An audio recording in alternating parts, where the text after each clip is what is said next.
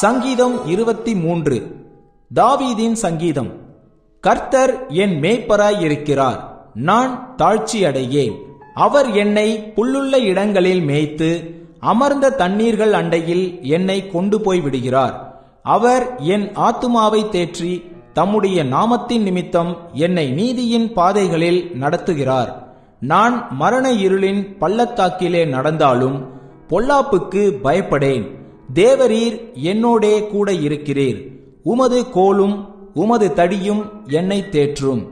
என் சத்துருக்களுக்கு முன்பாக நீர் எனக்கு ஒரு பந்தியை ஆயத்தப்படுத்தி என் தலையை எண்ணெயால் அபிஷேகம் பண்ணுகிறீர். என் பாத்திரம் நிரம்பி வழிகிறது.